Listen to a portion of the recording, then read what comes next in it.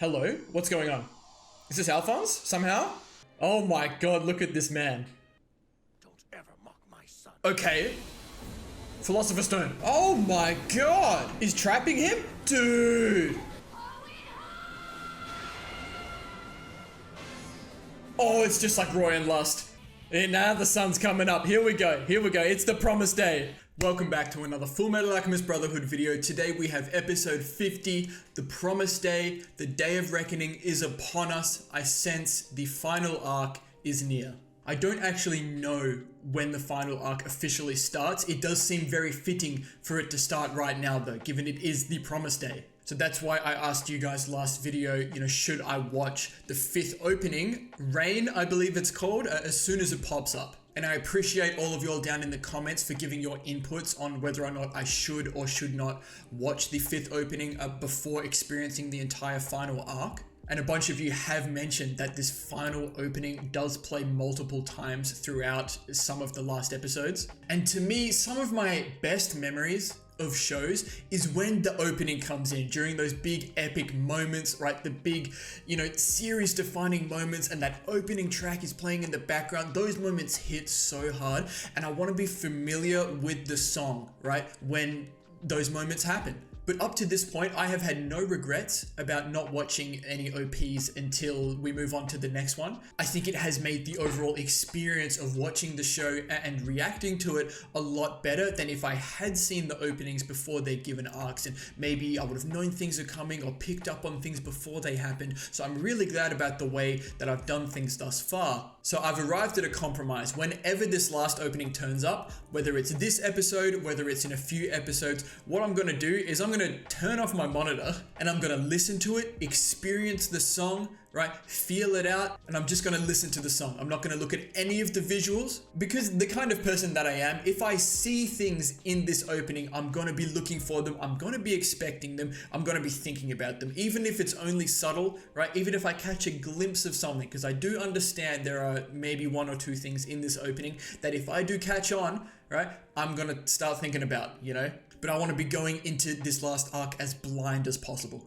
But I'll still do what I normally do, right? I'll go and watch the 4th opening and ending, and then once all is said and done, when it's safe to go and watch this last opening, I will watch the actual visuals to it as well as listen to the track again. And then I believe I'll do the ending as well at the end. I do believe someone mentioned that the ending does play through some important scenes as well. I'll refresh myself on that, but it's the opening that I'm really concerned about, all right? So I will listen to it. I will not look at any visuals whatsoever. I won't put anything on the screen. You'll just see me listening to it and reacting to the sound. That'll just be part of the episode reaction, whether it's this one, whether it's in a few episodes, and then at the end, I'll do my extra video on the 5th opening and endings, just like normal. So thank you all for your suggestions on that. It has helped me arrive at a conclusion on what to do. I was so uncertain. I thought I was going to watch it and not pay attention, maybe have the visuals on the screen, but don't look at it. But I think this is a perfect compromise, because I know after I listen to this song, I'm going to go and listen to the full version a lot, because apparently this is the best one.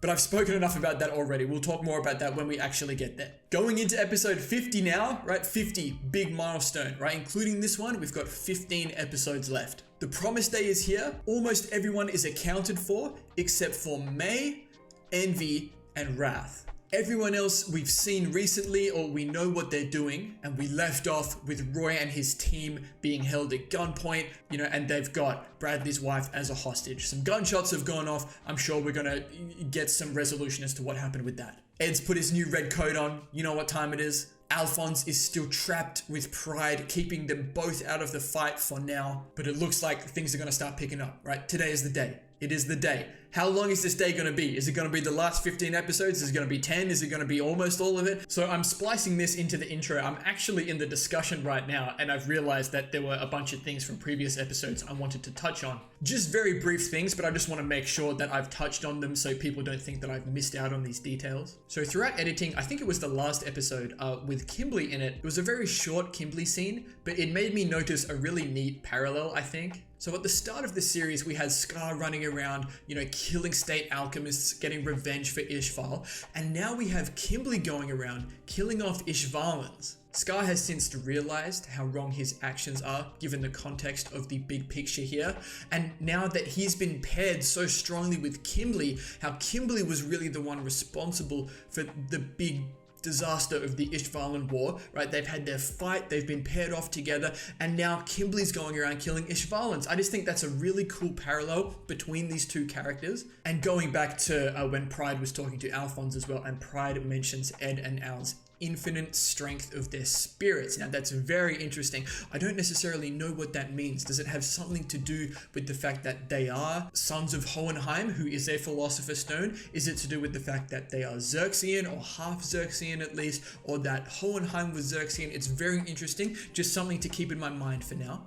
And the last thing, it's just one line, but something I think is extremely important and impactful, and I didn't draw attention to it because so much epicness was going on. When Hohenheim steps out in front of Pride, all confident and just chilling, and Pride insults, I believe, Alphonse. It could have been Edward, but it was one of his sons, and then Hohenheim's like, don't you dare insult my sons, and then he goes off with this massive stealing up Pride situation. So good. So I just wanted to draw attention to all those things. But that's enough from me. I'm gonna get into the episode now. Fullmetal Alchemist Brotherhood, episode 50. Upheaval in Central. Alright, here we go. Straight back onto this. What happened here? They're all down? Wait, did someone betray them? Oh, they did it. Oh, they got people upstairs. Looks like the rest of that, yeah, it's the crew that that blew up Bradley's train, right? Yeah, that's the question, isn't it? Has our country betrayed him? Oh, the other way around. Chosen to abandon me? Oh man, she doesn't know so much. This poor woman, man. But no matter which one, I promise that we'll protect your life. And they understand that Bradley's wife is completely innocent in all of this. Be the one to tell our country that we were always on their side. Wow. Bradley's wife getting some well-deserved importance, I think, here. We're sparing your lives, soldier. Be glad that we're not from Briggs. This would be a kill shot. What? Facts. Oh my god, they're all wounded. Hello? We're checking corners. You sure are popular, Colonel. I like to think so. He's not messing around, though. Okay. We have 59 men injured, 0 casualties. We're not trying to kill people, man. That's not what we do. Oh, Roy is doing his thing now. Yeah, I think so. I thought he was supposed to be some big war hero in Ishbal. Yeah, he doesn't really seem to live up to his legend, does he? What? Good point. All of us Because he won't kill? have been pretty tame. He's only doing what he has to, man. And there it is. Was that tame? Parking! It's a miracle no one's been killed so far. No, my friend, it is deliberate. Oh, not the foot. There's my answer. Look at Hayate. What do you mean they're not killing anyone? Well, we have a high number of wounded, but not a single fatality. Yep. Last check, none of those injured were even critical. They're mocking us. Body stacked in front of me. This guy is a demon. If there's one thing softer than Mustang, it's the men under your command. Ooh, okay, talk to him. Children. Excuse me? They got nothing on Briggs. Your men are lacking in proper experience. She's probably so proud of Briggs right now. Your defense a joke. Simply laugh. Why don't you let me step in and take command of a battalion? Let's go. Forgotten why you're here, Armstrong? I'm aware of your troops' undying loyalty to you as their commander. Holding you here as our prisoner helps to ensure that the soldiers of Briggs won't Interesting. take it upon themselves to stage a coup d'etat. You don't understand a single thing about the resolve of my troops. The only law the men of Briggs know is survival of the fittest. They know Yep. to abandon me if confronted with a crisis. Yep. Even if you were to murder me in cold blood, my troops would simply write me off for being too weak. It's the Briggs way. That's the strength of the Briggs army. Don't even begin to assume that you know the soldiers I've trained. She's so proud. Oh shit. Wait, this is epic. Oh. All right. It's time to kiss this cellar goodbye. Let's go. Tear the throat. What is that in the back, man? Tries to get in our way. Do they have the zoomie? And here they come. Every single one of my men is capable of defeating a grizzly bear in combat. It's time. They're here. Who's holding who prisoner, man? Look, and these guys aren't gonna mess around. Okay. There's gonna be death here. They just materialized out of nowhere. We haven't even got the Ishvalans in here yet. Ooh. Yeah, they're not messing around. Yeah. We used renovation trucks to sneak everyone in and hid the... This goes back to, I don't know if I talked about this, I don't think I did in a discussion, but I definitely mentioned it during the episode when Roy and Olivia were talking, and Roy's like, you could hide an entire battalion in there. The Briggs army. And renovation trucks, is that like because Olivia and Alex completely destroyed the house when they were fighting, so they could use the fact that, you know, they could renovation trucks, right, to come and fix their house, but they're sneaking the soldiers in. I'm so happy. Let's go. Oh my god. Funny bear. Yoo-hoo, Riza! It's Rebecca. I know, sorry, but I think you'll find it was worth the wait. What's that? The supply unit. All sorts of goodies. Oh, it's time. We're set of munitions now, guys. Here you go. Oh, thank you. It's been a long time, huh?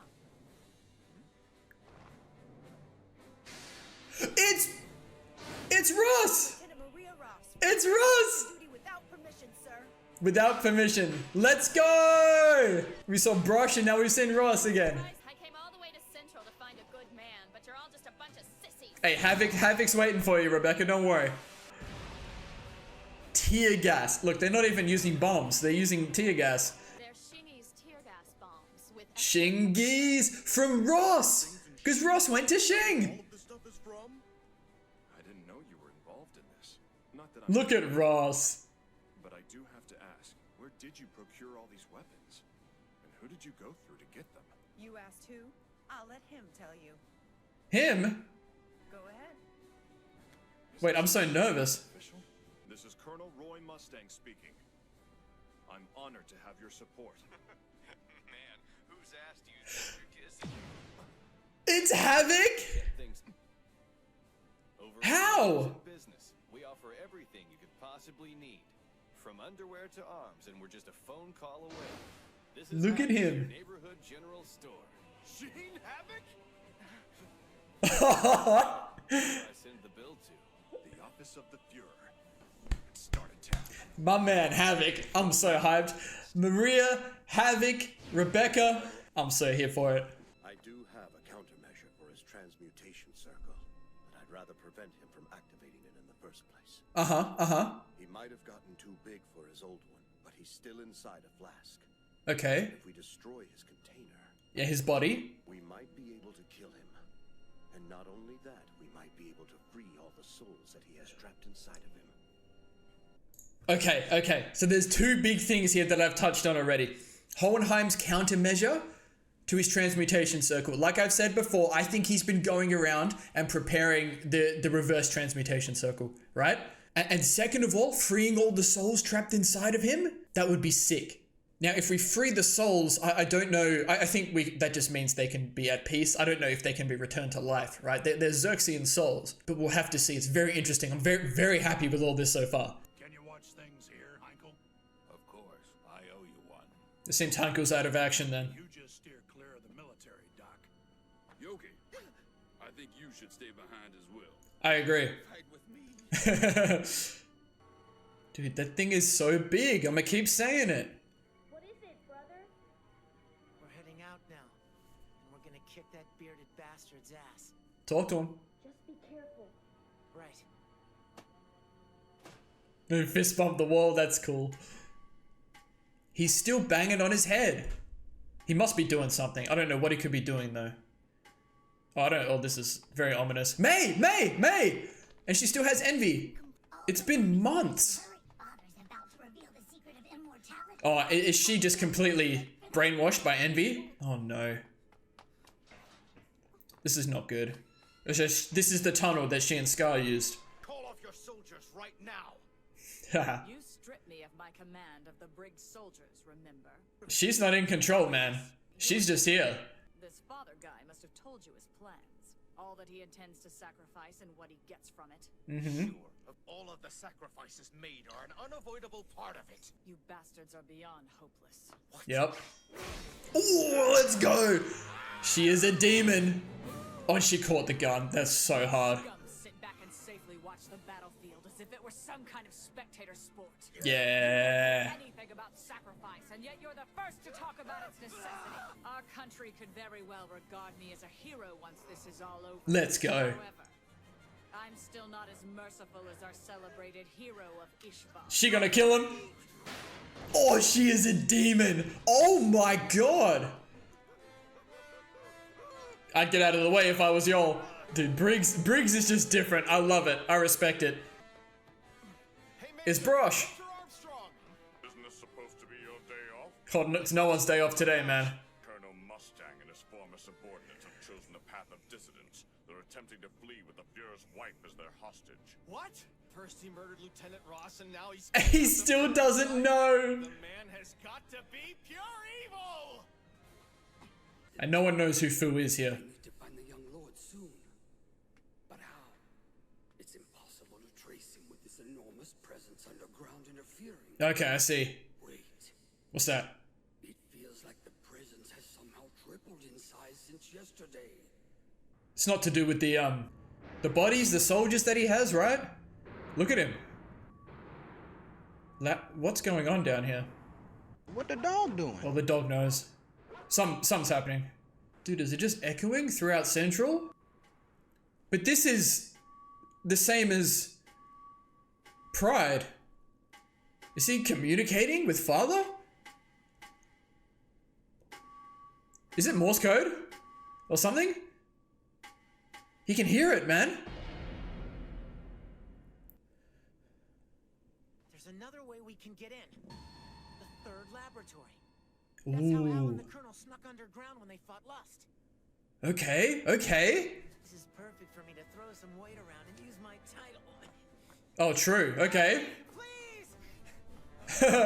My name's Edward Elric. Gar is trying to kill me!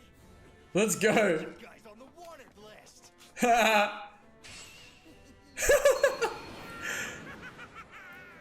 Of all the ways we could have done this, this is the way we chose. I love it. Let's go, Ed. That was a mean thing to do.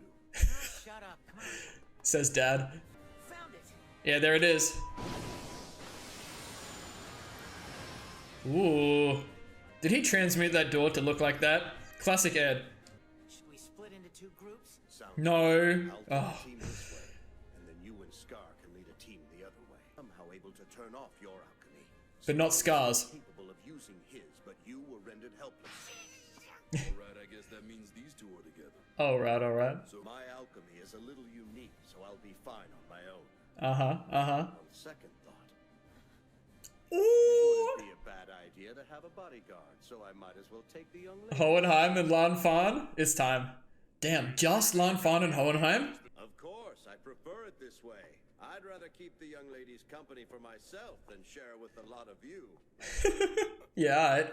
Pervy old man. There was something to that, I'm sure. Maybe he knows where he's going, you know, and he's trying to keep the rest out of the trouble. Maybe something because Lan Fan's from Xing. It's very interesting. So, you're getting desperate to search for the Xingyi's prince, aren't you? Go find him. Oh, I see. Oh, man. About us. You care deeply about him, don't you? Let's go, Hohenheim. This is very nice, but I'm worried about what this means for Hohenheim here. Be careful, and thank you. Yep. And once again, this is not for the Xingyis necessarily to worry about. What's up? Please, sir, don't! We still haven't finished the soul bonding tests! Oh, it's time. What else are we gonna use them? Huh? Are they Philosopher's Stones in there? To bind to these bodies they have? They look like Philosopher's Stones. Teach those treacherous rebels a lesson! Oh my god, it might be time. The red light, man. Oh, that's not where I expected. That's from a horror scene, man. And they can all sense it. Yep. Or they can hear it, I guess. That's it.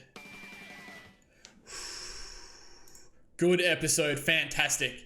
So to my knowledge, there are no more post-credit scenes for the rest of the show, at least in my list that I've got here from one of my longtime viewers. If I'm incorrect on that, please let me know, but I'm very trusting of this guy. Alright, episode 1 of The Promised Day in the books. Fantastic. I got so many things I wanted from that. So many things were referenced to that I've talked about before, and I'm so happy they're being touched on. Right, there's going to be a lot to unpack here. I'm going to do my best to try and not miss things. So right off the bat, we get the resolution to the cliffhanger from last episode. Roy's squad has fired off super quick on the surrounding soldiers, right? Not shooting to kill, right? Just shooting to injure, right? You know, I love that for them. It's just like Ed and Al. They're not here trying to kill. And it goes back to the Ishvalan War as well, especially for Roy and Hawkeye here. You know, we're not trying to kill people off anymore. You know, even if these guys are the enemy in this situation, you know, we've done enough of that. Right? We're not trying to kill anymore. And Bradley's wife getting some overdue attention, I think. Obviously, she has no idea what's going on, right? With Bradley, with Salim, with all of this, you know, father situation. And initially, I thought she might have, like just by the way that she was acting with them and whatnot. But no, she's completely clueless. Bradley did choose her as his wife. Salim has said that he actually quite enjoyed her as a mother figure. And now she's here going, wow, has the country betrayed Bradley? Or, you know, is it the other way around? And Roy's like, look, no matter what, we're going to make sure you're safe. And you can be the one, potentially, at the end of the day, to say that we were always on their side, right?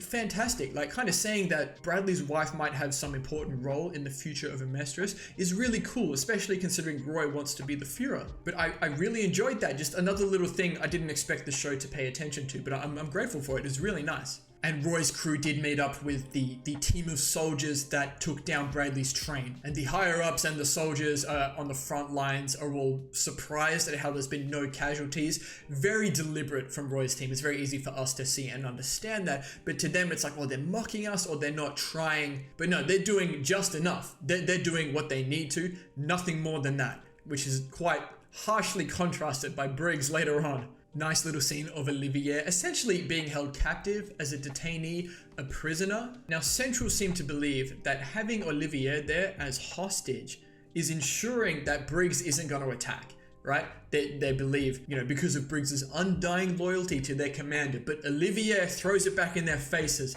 like, hey, this is the Briggs way, right? It's survival of the fittest, right? If I get killed off, I wasn't strong enough. They're not going to bat an eyelid, right? This is the Briggs way, right? They're going to keep coming. Having me here is doing nothing to stop Briggs. In fact, I'm having nothing to do with Briggs right now because I'm stuck here. And then we get this epic scene of the Briggs soldiers emerging from the cellar of the Armstrong mansion, right?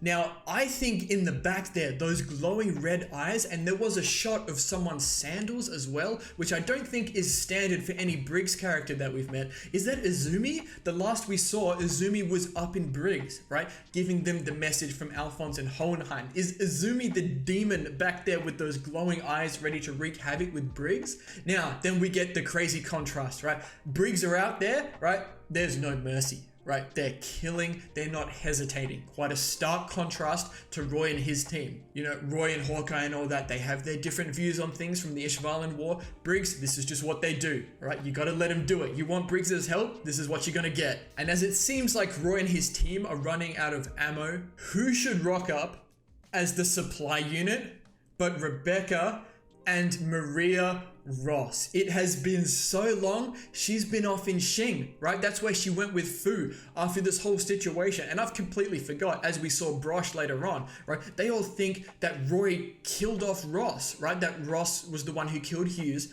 and then Roy has killed Ross. Now, I might have gotten a little bit confused about some of the minor details here about where Ross got all of this stuff from and Havoc's involvement. Because we know Ross was off in Xing. It does seem like she brought some of this stuff from Xing. And when they call up the person, like, how did you procure these weapons? Who did you go through to get them? And it's Havoc. It's Gene Havoc, the guy with his little goatee. But this might be a callback to Havoc earlier on in the series. I'm a bit fuzzy about some details of maybe he was in this business in some way. I can't really remember. But if he has connections to Xing or something, that's where they've got this stuff from. Or if Havoc still has connections, you know, to these weapons in Central. I'm not exactly sure.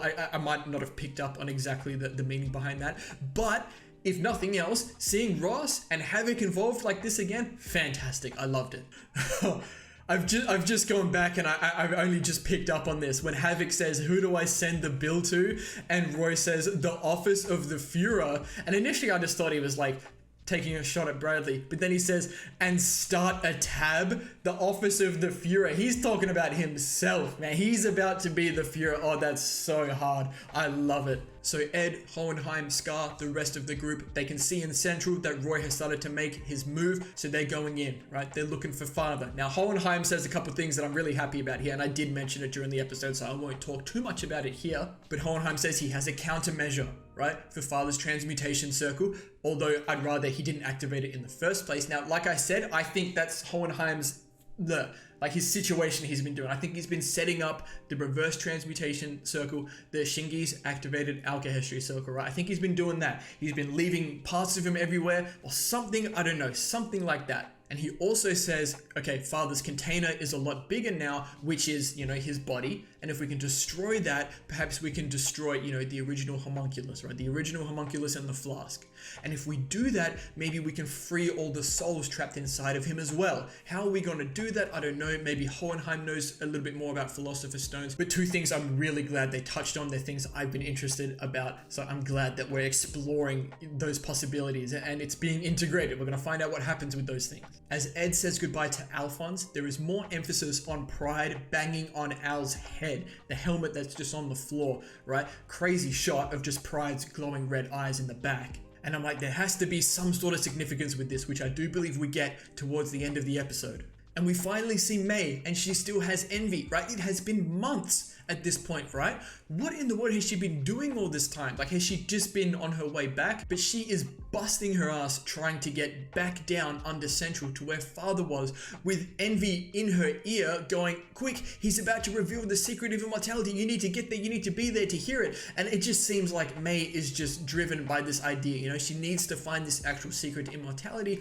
to bring it back to Xing for her clan, right? I get it. But May, you gotta remember, this is envy talking, right? Maybe May, look, I'd like to think May is a little bit smarter than this. Perhaps she's got, you know, something up her sleeve. It has been months after all. But the show does make you think here that May is completely under envy's influence here, and she feels like she's doing the right thing. But I'm really curious to see what happens about this. But May has made it underneath, right? Just before they've blocked off the entrance, and Ed, Hohenheim, and Scar, that group, they went off to the third laboratory to find another entrance underground. And then we get Olivier finally turning on the other soldiers that she's with.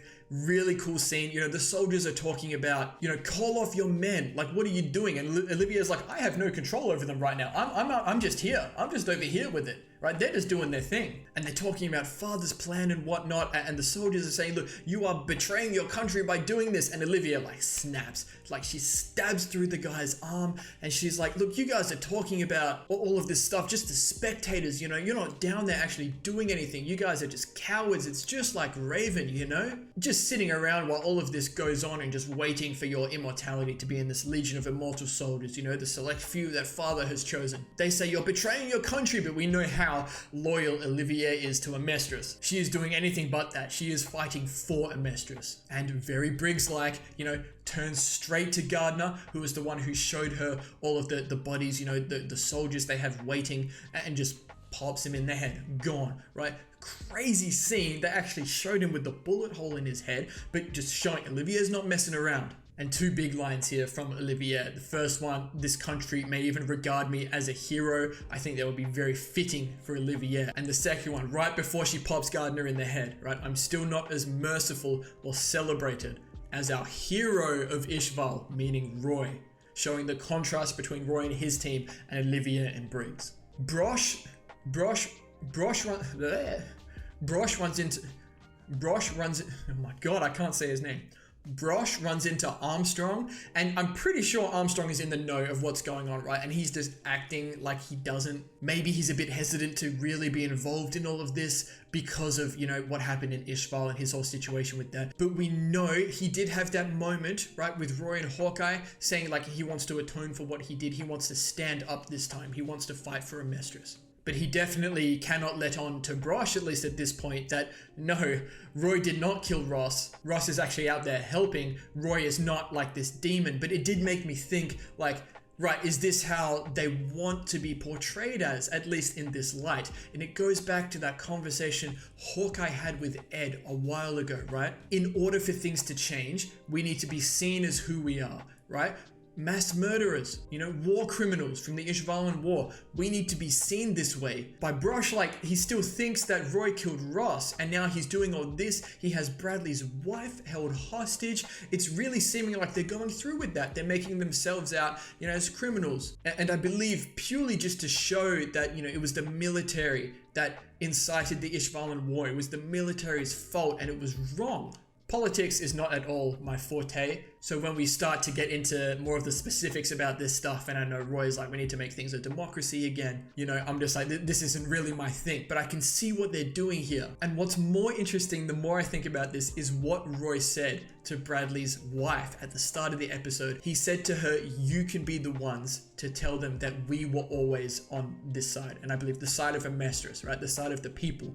No matter what Roy and his team are doing right now and the way it looks to the common people or people like Brosh, what they're actually doing is the right thing for the country. And I think this is very well written if that is the case. So Fu is out there still looking for Ling, completely undisguised because, like they mentioned, he is the only one whose identity, remains secret in Central. And he's trying to sense Ling's presence, but it's so hard with all the underground stuff going on with Father and whatnot. And he says it feels like this presence has tripled in size since yesterday. Now, my initial reaction to that was, okay, is this the army of bodies they have? Have they put souls into them? No, because they do that at the end of the episode. So what in the world is going on down there? Is Father perhaps starting the transmutation circle? What's going on? It's so interesting. I want to know more. And then we transition down to Father, and there's this loud metallic clanging sound going on, right? All of these pipes leading off his chair, going down into the sewers, and then it transitions to the sound of Pride banging on Alphonse's head. Is he sending a signal to Father? Is it Morse code? Is it something like that? So we go back to Ed, Scar, and Hohenheim's group. They've made it to the third laboratory. A couple little comic relief scenes here to kind of break away from otherwise a very serious episode thus far. The way Ed distracts, the soldiers out the front, the way he transmutes the door into something that is very stylish. We know how he is at this point. They get down underneath, 2 separate ways to go. They split up, right? And Hohenheim suggests that he only needs to go with Lan Fan. We know Hohenheim, a couple of you did mention that it's not necessarily about power for Hohenheim. He's more of a doctor kind of guy. He's not a fighter, but he does have a lot of knowledge in alchemy. We saw what he could do against Pride as well. So he's just taken Lan Fan. I'm like, okay, we know how damn strong Lan Fan is. She might damn well be the best hand-to-hand fighter that we have in this situation. So, okay, just Hohenheim and Lan Fan. And my initial reaction to this was like, okay, does Hohenheim know where he's going? He's put everyone else out of harm's way. Maybe he knows he's going the right way. But no, he says to Lan Fan, look, I know you want to find Ling. I know you care deeply for him. Go and do your thing. All right. And to me, there was a little reference to, what Scar was saying to May when he said, go back to Xing, get out of Amestris, don't get caught in this line of fire. So maybe something like that, you are Xingis. You don't need to be involved in this. Like, this isn't necessarily your thing. This is an Amestrian thing, right? But Ling, he's here, right? That's your thing. Go and find him. And the rest of the group, Ed, Scar, Darius, Zampano, and Jerzo. So Heinkel stayed back with Marco and Yoki, I believe. And we're all down here looking for Father. And Hohenheim does draw attention to the fact that Father can turn off alchemy, but not Scar's, right? So Ed, you need to be with Scar, right? And Hohenheim says, my alchemy is a little bit different, right? So I'll be fine, right? Because it's Philosopher's Stone, right? Final little sequence of the episode here. A soldier comes in to wake up the army of soldiers that they have. One of the scientists down there or whoever mentioned something about soul bonding, like we haven't tested it yet, but he just goes for it. He's like, no, the fight is happening. We need these soldiers, right? And it looked like they were all Philosopher's Stones in these tubes that are going to bond with all these bodies, right? And given the red lightning that came off of them once they were activated, I think that very well could be the case. But I was not expecting like just one eye, like a Cyclops situation, the noise they were making, like straight out of a horror scene. Like, it was very uncomfortable, and the sound was echoing right throughout the tunnels. Everyone that was down there, Hohenheim, Scar, and Ed, all of that, they could hear it, right? We know it's time. A big battle is about to happen.